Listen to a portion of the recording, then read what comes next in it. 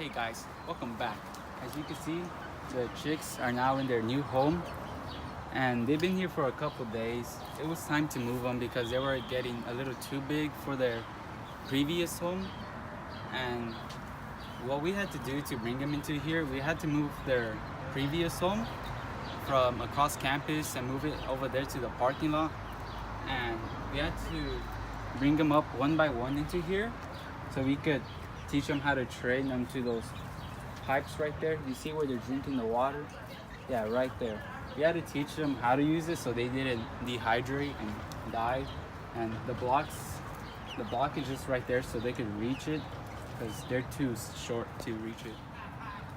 And as you can see, they like their home. They have more space to run. And as you can see, they like to dig holes and just basically just relax.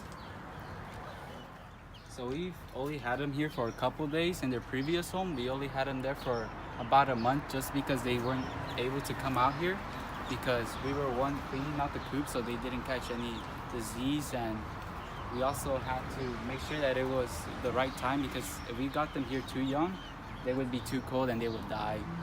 So, we'll keep you updated with the chicks. And peace out, dog.